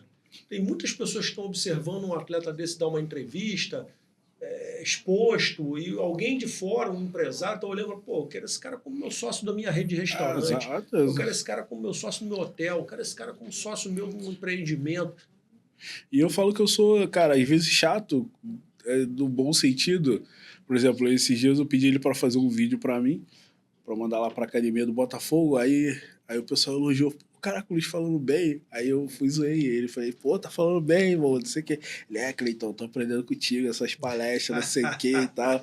Falei, porque era uma coisa que eu sempre trabalhei com ele. Cara, você precisa evoluir. Sua comunicação, hoje você é um cara que vai dar entrevista, você tem que fazer inglês, pô, você tem que entender o que você tá projetando no longo prazo. Porque eu não posso ser pego de surpresa. Aconteceu, você tá no Barcelona, e aí agora? Não, eu já trabalhei isso antes, porque eu sei que eu vou chegar lá, e quando eu chegar eu já tenho toda essa estrutura montada. Né? Então ele é um cara que investe na carreira dele, e aí você consegue... Para mim fica até mais fácil trabalhar com outros atletas. Que aí eu falo, pô, cara, olha só, o Luiz tá na seleção brasileira, irmão. O cara tá fazendo isso, isso e isso. Olha o crescimento dele no Brasil. Pô, foi meio ano. Por exemplo, eu comecei a trabalhar com o Arthur e tive a oportunidade de estar com ele essa semana, e ele falou, cara, você falou uma coisa para mim. Tá sendo soldado, inclusive. Então, ele falou, pô, cara, uma coisa que você falou para mim, não é como começa, mas como termina. Falei, Arthur, vamos trabalhar, irmão. Aí montamos um time lá, eu, o Abner, tem o Fernando, tem o Felipe. Vamos trabalhar. Arthur não tava jogando, começou a jogar no finalzinho do campeonato, 3 gols, aí tá lá o Olympique sondando ele, querendo levar ele, e o Olympique vai disputar a Champions League. Eu falei, Arthur, cara, olha que loucura, cara. Qual a idade dele? Não lembro. Ele deve ter uns 28 para 29. Tá Novo. Só que o que eu falei para ele, os jogos que você fez no final do campeonato já te trouxe uma visibilidade enorme, cara. 3 gols, sabe? Não é, às vezes o atleta no Brasil, assim, é lógico que o ideal é que ele venha numa temporada inteira. O Luiz, por exemplo, ele fez 12 gols no ano. É pouco, mas ele foi vendido por 35 milhões de euros. Mudou a vida dele.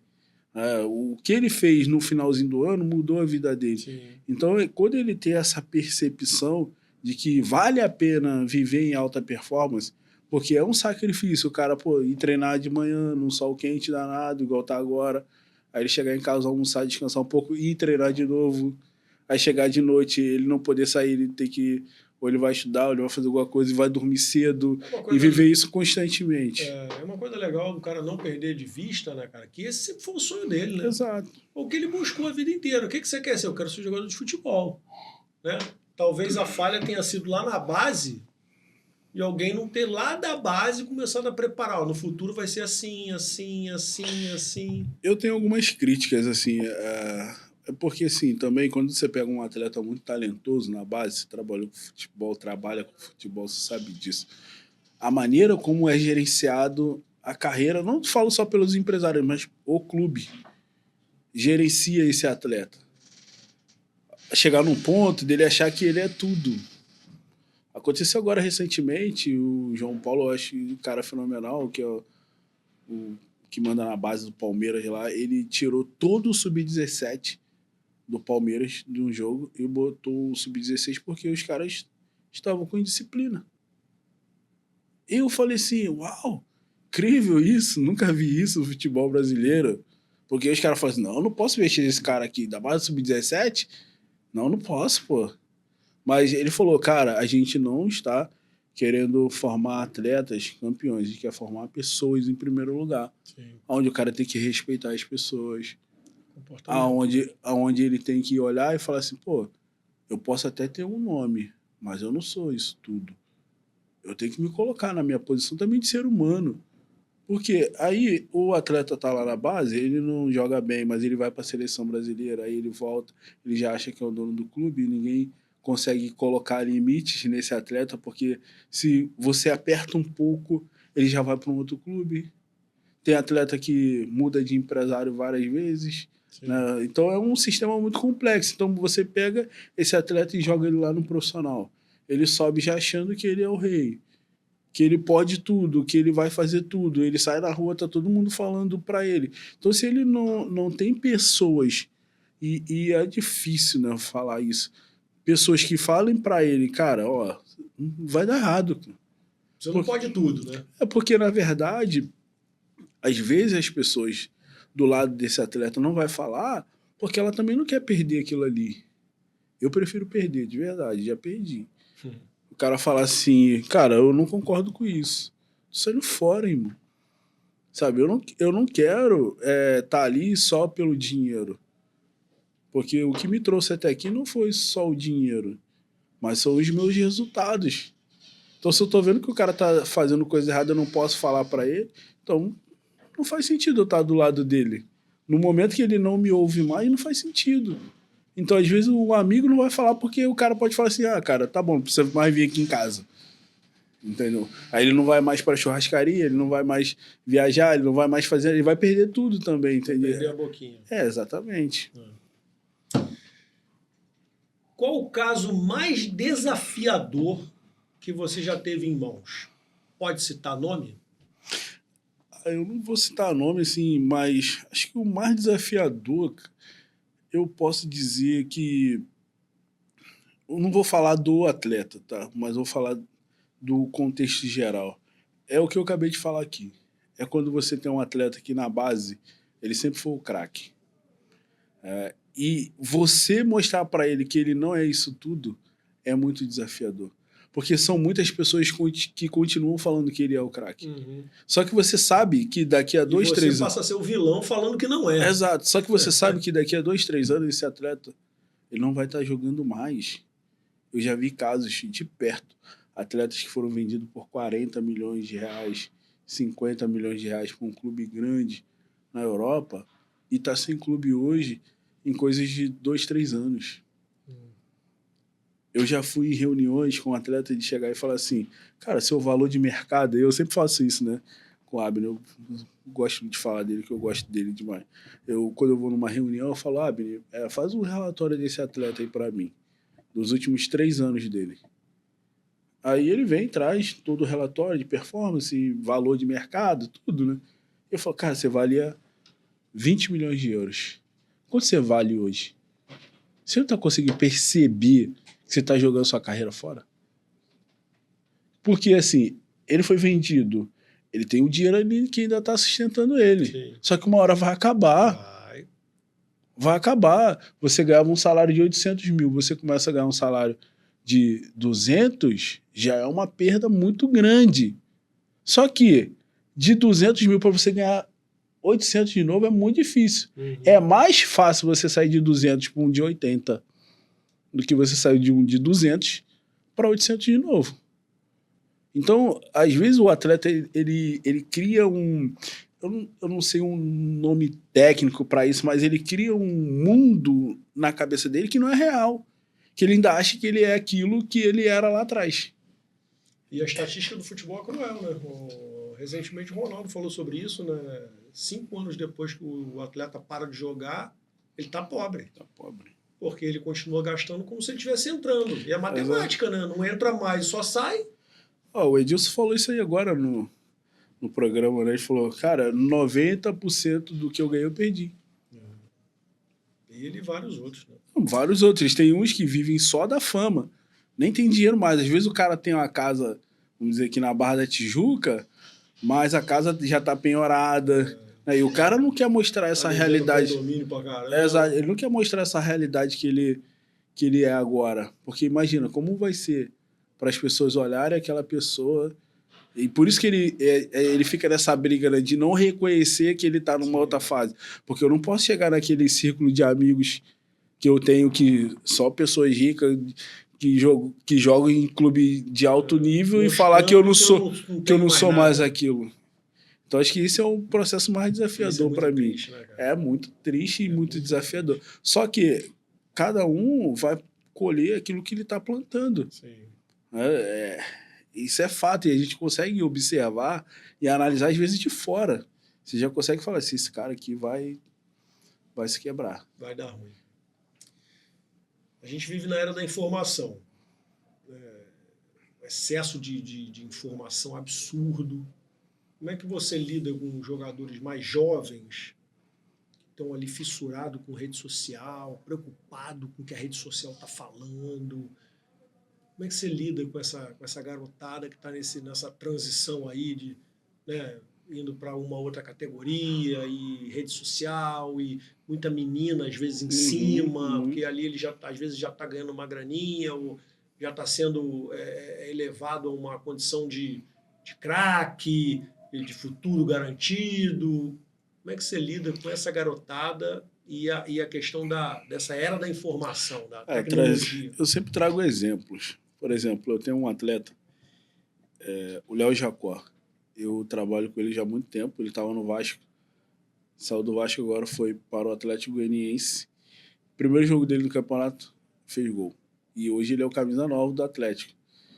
Então, assim, tá numa posição muito importante. Primeira coisa que eu falei para ele, não se empolga. Não se empolga com o que você vai ver e vai ouvir e vai ler. Porque da mesma maneira que hoje estão falando de você bem, vão te massacrar, vão te destruir. Da noite pro dia. Então eu sempre procuro trazer para os meus atletas assim, cara, qual é a necessidade que você precisa de ter rede social? Tem uma rede social que eu não tenho, que é o X. Cara, que eu acho uma rede social tão tóxica aquilo ali, de tudo, sabe? Cheio de futebol, de política. Se eu não quero adoecer, eu nem instalo aquilo ali. Também entendo. Então, assim, muitos atletas sofrem por causa das críticas, porque eles mesmos ficam vendo o que estão falando dele, o que as pessoas estão comentando. E eu acho interessante, né, o Andrew, vocês vão começar a conhecer mais o perfil dele. Para ele, é tudo muito natural, sabe? Ontem eu fui lá buscar ele no aeroporto, Nós chegamos no hotel e, assim, sabe, parecia que ele não tava vivendo aquilo ali. De estar no Flamengo hoje, sabe? Ele tem cara de ser... Tipo assim, ele tava paz, ali... Paz, assim, na paz. Ele fez jogos extraordinários contra Sport, Benfica. Ele falou, Cleiton, eu só vou lá, faço meu trabalho e vou embora para casa. Só isso. O que vou falar, se fala, eu não quero nem saber. Eu nem uso a rede social. Ele falou, hoje eu nem uso minha rede social. E para mim, o jogador de futebol, ele não trabalha com rede social, então terceiriza isso.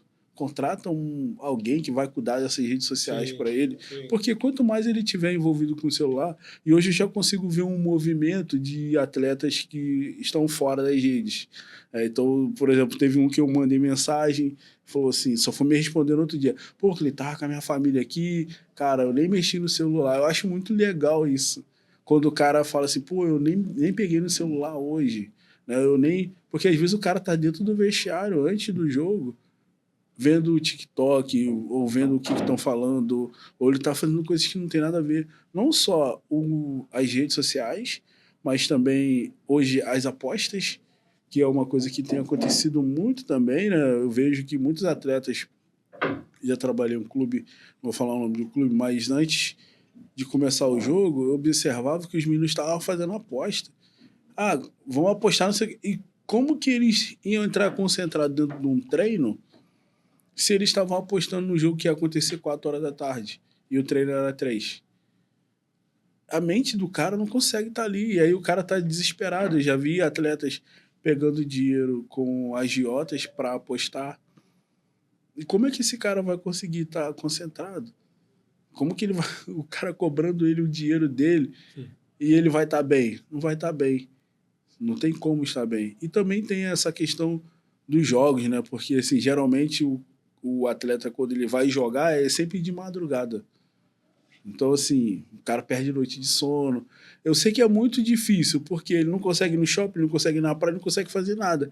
Às vezes ele mergulha dentro do jogo online ali, que é o mundo dele paralelo ali. É o acessível ali. É o acessível para ele, né? Então, assim, às vezes o cara perde até família, porque ele não se conecta com ninguém mais.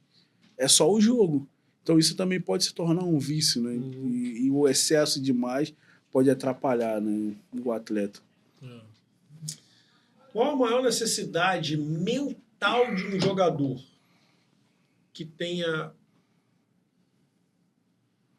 Não. Qual a maior necessidade mental de um jogador? Na minha visão, é ter paz. Quando ele consegue ter paz e felicidade, vamos dizer assim, quando ele está nesse estado, vamos dizer, de espírito, paz, está feliz, ele consegue deixar a vida dele fluir, sabe? Por exemplo, às vezes, agora, a janela está aberta. Muitos atletas, eles não conseguem ter paz. Porque ele fica imaginando, qual a proposta que vai chegar, não sei o quê. E aí, assim, ele só consegue voltar ao normal depois que a janela fecha.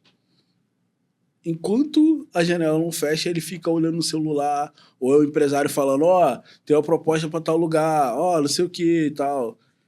Então, assim, quando ele tem paz, ele também transmite essa paz para a família dele, porque, na verdade, ele é o centro de muitas pessoas, né? É a referência de muitas pessoas também financeira. Então, às vezes, quando ele está endividado, já é um problema enorme para ele, ele não consegue ter. Então, quando ele tem essa paz, quando ele entra no jogo em paz e feliz, eu falo muito isso, né? O Luiz, ele tem essa característica de estar feliz quando ele está jogando, né? E ele fala isso em várias entrevistas, né? Eu entro como se eu estivesse jogando lá na minha comunidade e tal, né? E isso foi uma coisa que a gente sempre trabalhou. Se eu perguntar pro Luiz assim, tu fica nervoso antes do jogo? Ele vai falar que não. Ele não fica. Então, porque ele conseguiu trazer um significado que o jogo não é algo ruim para ele. Quando para muitos o jogo é algo temeroso, né? Então, a paz para mim é o essencial para um atleta. Maravilha. Como lidar com os desafios contemporâneos atrelados aos jovens que estão no futebol da geração Z e millennials? Sim. Como é que você lida com isso? Eu falo assim que eu vivi um pouco disso na Marinha, né? Atleta hoje, qual é o teu atleta mais jovem hoje? Na verdade, hoje eu tenho poucos atletas de base, porque o atleta profissional ele demanda muito mais tempo, né? mas eu já, ano passado, por exemplo, tinha alguns atletas de 12, 13 anos, 15 anos, essas faixas etárias. Mas eu acho que o mais desafiador no futebol, vamos dizer assim, é como a família cria esses atletas. E aí, aquela máxima, né? Pô, eu vou dar pro meu filho tudo que eu não tive. E aí você acaba dando tudo para ele demais em excesso, e ele acaba não conseguindo entender o valor da vida, não respeita as pessoas, ele acha que pode tudo porque ele sempre tem tudo. Então acho que isso é um desafio muito grande. Na Marinha, nos meus últimos anos, eu trabalhei no centro de formação, no CIA. Então eu já via os militares que chegavam ali com 18 anos, a diferença da minha época, por exemplo. Né? Então, tipo, que pô, você é saudosista. Não, é só você ver o nível de resiliência e como eles conseguem lidar com as dificuldades. Porque, na verdade, as dificuldades vai nos formar pessoas fortes. E se eu nunca tenho isso, se eu não passo por dificuldades, eu sempre vou tendenciar a fraquejar mais fácil, ou desistir mais fácil, ou sair de um lugar mais fácil. Então, acho que a maior dificuldade dos jovens hoje é essa. Eles não conseguem ficar no banco, aí eles ficam perturbando a mãe, o pai, ou o empresário, ou eles não têm paciência para as coisas acontecerem. Porque você imagina, um menino de 12 anos, eu falo isso para eles, que assim, ainda tem no mínimo uns 10 anos aí de futebol de base. Se você não está conseguindo lidar com isso agora, você não vai conseguir lidar com o resto, você vai cansar.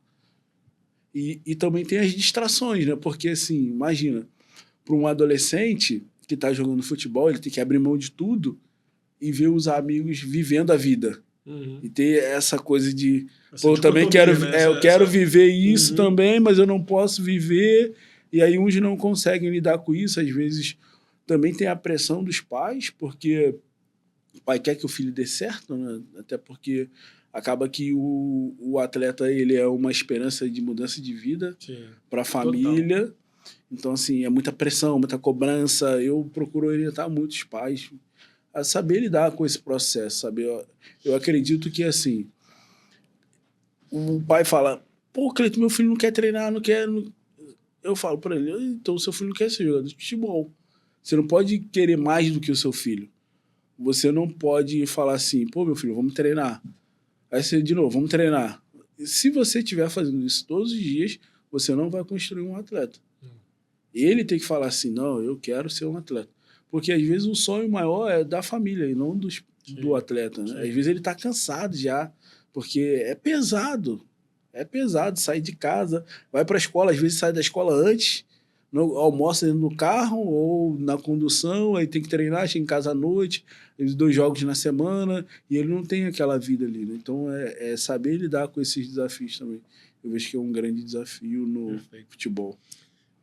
A gente conversou lá no início, eu perguntei com relação à formação, né? Se tinha alguma formação específica e tal, você falou que não e tal. Mas a gente pode perceber, quer dizer, você pode perceber, através da prática do seu atendimento e tal, resultados. Né? Mas existe alguma pesquisa hoje, existe alguma comprovação científica de que essa questão mental voltada para o futebol, para a melhora da performance, ela funciona, ela existe, vários. Ela... Não vou conseguir te trazer dados científicos claros, mas existem várias pesquisas, principalmente dentro da neurociência, né, estudos que são feitos, principalmente fora do país, né? Aqui tem alguns, mas fora do país tem muito mais. Né? Os próprios clubes fora do país hoje também já conseguem trazer esse lado mental ali de treinamento. Eu não estou falando que não exista uma formação. Aqui no Brasil eu não conheço assim, uma formação de treinamento mental para trabalhar com atletas, sabe? Eu não conheço ainda.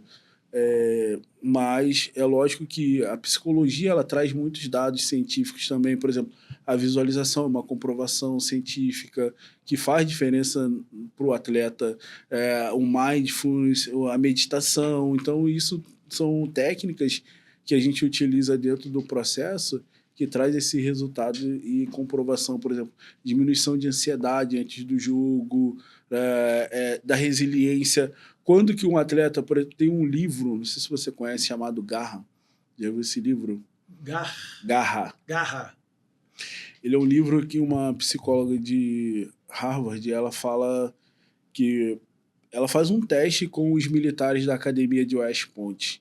E ela traz o seguinte, que muitos entram ali pela questão técnica, talento e passar na prova, mas o que mantém eles é a garra.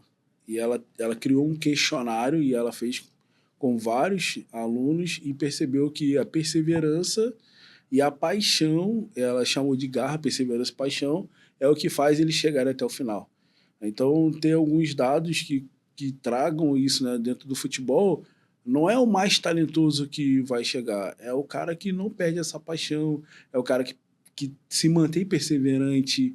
Aí ele está muito empolgado hoje, tá? Mas vamos ver daqui a 2 anos, daqui a 3 anos. A gente tem muito essa tendência no Brasil, um atleta ele jogar muito bem uma temporada e depois ele não aparecer mais. É muito raro você ver um atleta que consegue se manter crescendo no Brasil. Sim. Como você diferencia saúde mental de alta performance? Tem diferença? Sim. Acho que saúde mental é o estado de estar bem, né? O atleta ele está bem, ele está feliz, ele conseguir ter capacidade de analisar, de conseguir reconhecer as coisas que acontecem na vida dele também. E eu acredito muito que eu faço muito isso. Eu tenho uma psicóloga que trabalhou no Flamengo, né, a Duda. Então, quando eu percebo que o atleta ele não está bem, eu sempre encaminho, né, para esses parceiros, assim, porque a saúde mental hoje, a alta performance, ela exige muito da saúde mental. Essa é uma realidade. Essa cobrança, às vezes o atleta ele é muito massacrado, ele é muito destruído. Ele tem que gerenciar o jogo em si, mas gerenciar a carreira, a vida, a família, todo mundo, às vezes um parente dele. E passa a ser tudo nas costas dele. Não, é tudo nas costas dele. Então, se ele não tem saúde mental, não tem alta performance. Eu acredito nisso. Não tem como você não estar bem. Por exemplo, aquele cansaço excessivo mental dele. Como é que ele vai conseguir tomar melhores decisões se ele está cansado mentalmente? Uma coisa, eu não trabalho a saúde mental em si, vamos dizer, eu ensino. Não, eu procuro trazer algumas coisas, por exemplo, desafogar a mente do atleta, sabe? Eu falo do recovery mental. Queria estar de folga, vai viver sua folga, vai viver sua família. Sim. Hoje os atletas já estão buscando fazer outras coisas, né? Padel, por exemplo, outros gostam de música, e eu acho que isso faz parte do processo, sabe? É importante para ele entender que ele não é só o profissional, ele também é uma pessoa, qualquer ser humano. Se você só fica dentro do profissional, você esquece o pessoal e o pessoal ele vai te destruir em algum momento. É aquilo que você falou, né? Quem é você sem falar o que você faz? E muitas vezes o atleta ele não consegue perceber isso. Na verdade, ele não tem nada de outras coisas que ele faça que não seja relacionado à vida dele profissional. Então, quando ele tem esse momento de lazer, um momento de família, às vezes uma viagem, isso tudo é muito importante, né? As férias é muito importante para o atleta, por exemplo. É verdade. Bom, a gente está caminhando aqui para o final. Eu não sei se eu esqueci de perguntar alguma coisa, se você quer complementar com alguma coisa que seja importante que eu não perguntei. Não, foi excelente. Eu acredito que trazer essas exposições também, acho que a gente precisa mudar esse cenário do nosso futebol brasileiro. Sim. A gente é o maior celeiro de jogadores. Existe dados científicos que a gente é o que mais exporta atletas para o mundo inteiro. E a gente perde muitos atletas por causa dessa estrutura, como é formar esses atletas, né? Até mesmo por uma questão de longo prazo, a gente precisa trabalhar de uma maneira mais especificada, principalmente na base, para a gente voltar a ser um país campeão, né? Então, você sabe que eu sou muito amigo do Carlos Roberto, que jogou no Botafogo, foi ídolo do Botafogo. Sim, né? A gente está sempre junto lá em Ipanema e está sempre participando do Museu da Pelada. Eu já tive o privilégio de participar também. o Sérgio Pugliese, que veio aqui no podcast, foi muito legal. Não sei se você segue no Instagram, Não Museu da Pelada. Vou seguir lá. Cara, é bacana demais. O cara faz um trabalho com ex-atletas fenomenal. Tá sempre entrevistando, reunindo essa galera. E é muito legal, muito Sim. legal. Vale muito a pena você seguir e conhecer o trabalho do Sérgio no Museu da Pelada. Mas eu estava conversando com o Carlinho um dia desse lá em Ipanema, e ele falou uma coisa muito interessante. Ele falou, Bianchi, jogador de futebol brasileiro, cara, ele é curioso. Você fala pro jogador, que ele hoje ele às vezes manda jogador para fora, indica jogador para conhecido dele, não sei o quê e tal. Cara, você pega um jogador brasileiro e fala assim, ó, pintou uma oportunidade para você jogar lá na Finlândia, cara. Pô, Finlândia, o cara tá ferrado aqui. Não tem clube, ou tá num clube ruim pra caramba aqui que não recebe. Ó, cara, pintou um negócio para você lá pra Finlândia. Pô, vai ganhar $2.000 por mês. Pô, Finlândia? $2.000? Ah, não, quero não. Aí você chega e fala para um jogador uruguai, argentino assim, ó, cara, tô com um negócio pra você na Finlândia. Vai ganhar $2.000. Quando eu vou? Embarco quando? Exato. Aí de lá o cara tá numa possibilidade de ser visto pela Europa, de mudar de mercado, ele pensa, pô, vou começar pequeno lá, mas eu vou crescer lá, não sei o que. Impressionante, cara. E 2.000 euros você, num país desse, você já começa a viver bem, né? Ele não tem essa visão. É porque aqui a gente tem essa construção que o atleta ele tem que ganhar muitos milhões. E uma coisa que eu falo muito, isso principalmente para atletas... funil ali, ó. Sim. Eu falo assim, cara, você ganha R$50 mil no Brasil se você for um cara educado financeiramente. Tá bem demais. Você consegue construir alguns patrimônios. 10 anos ganhando 50 mil. Bota na ponta do lápis. Você não precisa ganhar investimento você vai fazer. Exato, ali. você não precisa ganhar 1 milhão sempre. Às vezes o cara ganha 1 milhão e não tem dinheiro. Mas se você é um cara ganha 100 mil, mas você... Por isso que tem atletas que às vezes ele ganha 100 mil e ele é um cara mais centrado, ele não vai para fora, porque assim, dependendo do lugar, fala, vou ficar longe da minha família aqui, eu já consegui. Porque tudo vai de objetivos e objetivos, né? Sim. Mas é exatamente isso. Eu sou muito amigo do Cearense. Do Cearense é meu parceiro. Do Cearense, ele hoje tem uma empresa, né, que ele ensina jogador de futebol a como investir, guardar o dinheiro, aplicar e tal, aquele patrimônio.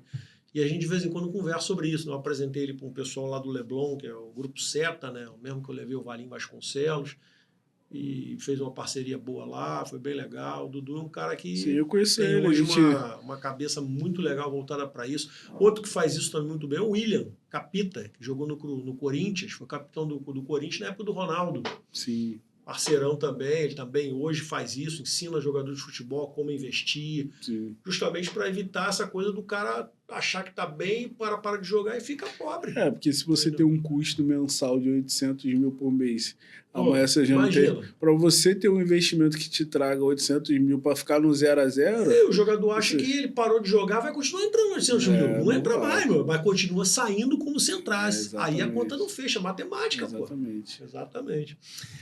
Cara, eu tenho um quadro aqui que eu gosto muito, que eu criei assim, meio sem querer, e foi muito legal, cara, deu muito certo assim, porque aqui no podcast eu trato sobre elegância, comportamento, comunicação, futebol, desenvolvimento humano e relações interpessoais. Hoje o que você faz se enquadra aqui na questão do futebol e desenvolvimento humano também. Ninguém chega a lugar nenhum sozinho.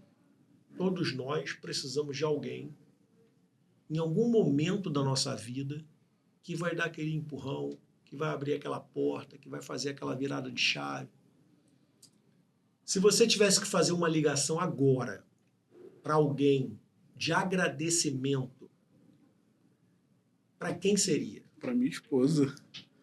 Vamos ligar para ela? Vamos. Bota no Viva a Voz. Como é o nome dela? Luana.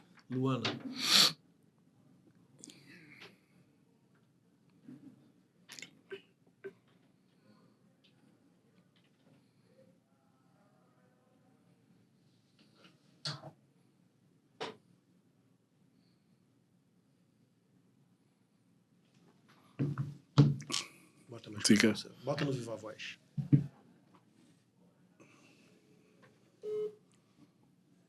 Deixa que eu falo, ok? Tá.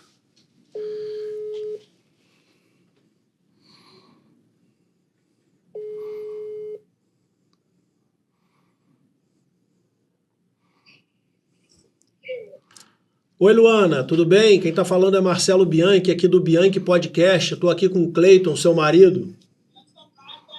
Oi, Você tá bem? tô bem, Tá me ouvindo bem? tô ouvindo. Estamos aqui em gravação ainda no podcast. Cuidado com o que você vai falar para ele. Luana, eu Oi, tenho um quadro aqui no Bianchi Podcast que eu digo para a pessoa assim: ninguém chega a lugar nenhum sozinho, né? Todos nós precisamos do apoio de alguém que fez uma virada de chave na nossa vida, de alguém que abriu uma porta importante. E eu acabei de fazer essa pergunta para o Cleiton e ele não piscou nem o olho. Ele falou, eu perguntei, se você tivesse que fazer uma ligação agora de agradecimento para alguém, para quem seria? Ele disse, para minha esposa. Aí eu falei, então vamos ligar para ela. Então, Cleiton, por favor. Amor, oi. primeiro quero... O Theo tá lá no fundo. Papai tá aqui, filho. Eu falei... Eu quero te agradecer porque se eu estou aqui, você acreditou em mim desde o nosso início, lá em 2015. Você me apoiou sempre nas minhas loucuras.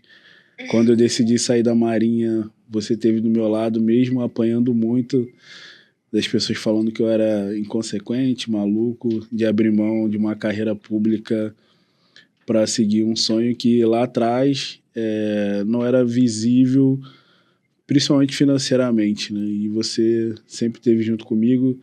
Falei aqui das dificuldades que passamos, algumas, né? E você nunca me julgou, nunca desacreditou, sempre me apoiou, sempre esteve comigo. Hoje, nesse meu momento de sucesso, vamos dizer assim, continua me apoiando, segurando as pontas em casa enquanto eu estou viajando, né? Nós temos um filho autista, o Theo, e só tenho te agradecer. Você sabe o quanto eu te amo, o quanto sou feliz e realizado do seu lado, com a nossa família também, com o Brian e com o Lincoln.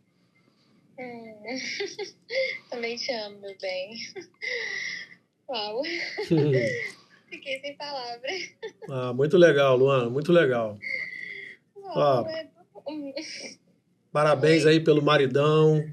Que Deus te abençoe grandemente, que abençoe muito a vida de vocês, que vocês possam prosperar cada vez mais. O papo aqui foi bacana demais. O Cleiton é um monstro aí no que ele faz. Tenho certeza que vai crescer muito ainda e Sim, sim. vocês vão prosperar muito ainda, tá bom? Deus te abençoe. Muito obrigado aí por tudo. Eu que agradeço. Um grande abraço. Espero conhecê-lo um dia pessoalmente. Será um prazer. Prazer será meu. Um grande abraço. Obrigado. Nada. Beijo, beijo, amor. Tchau. Beijo, amor. Tchau. Tchau, filho. Ai, também te amo. É o Theo, né? É o Theo. Valeu, Theo. Grande abraço. Tchau. Beijo. Tchau. Cara, muito legal. Agradeço. Muito legal. Esse Meu amigo, momento. aquela câmera ali é sua. Deixa seu recado final, passa teu Instagram pra galera e fala o que você quiser falar ali, ó. Meu recado final é que nós temos um propósito nessa terra, que você possa ser tudo aquilo que Deus te destinou a ser. Acredite. Sei que tem dias difíceis, você precisa ser resiliente, forte, mas sempre ter esperança, fé, paciência, saber que dias melhores virão. Enquanto você está nesse processo, se prepare, treine muito, se dedique muito, estude muito.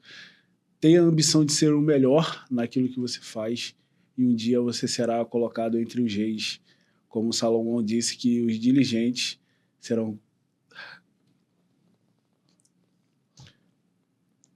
colocados entre os reis.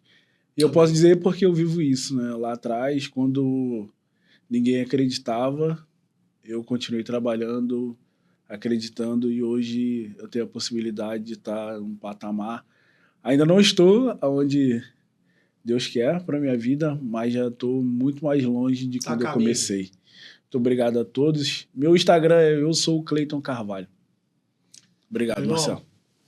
Tamo Obrigado junto. demais, cara. Foi uma maravilha. Gostei demais. Pra mim também. Deus te abençoe grandemente. Uma honra estar aqui falando com você. Pessoal, tá encerrando aqui mais um Bianchi Podcast. Semana que vem, vocês vão poder conferir esse papo na íntegra lá no canal do Bianchi Podcast no YouTube.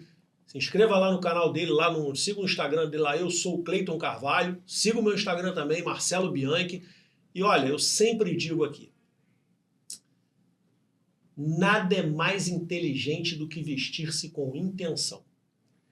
Quando eu falo isso, algumas pessoas às vezes falam assim, poxa, mas quem não tem condição de se vestir bem? A moda hoje é altamente acessível. Você pode se vestir bem comprando roupa na Renner, na C&A. Você não precisa se preocupar com grife. Não se preocupe com isso. Mas vista-se bem. Esteja preparado. Em respeito ao outro. Não coloca qualquer roupa para sair, porque você nunca sabe quando a oportunidade vai aparecer. Esteja preparado. Vitor Frankl já dizia, viva sua vida com sentido de missão. A minha missão é fazer com que os homens se vistam melhor, tenham um comportamento mais assertivo e a comunicação mais direcionada. Um grande abraço a todos. Deus abençoe.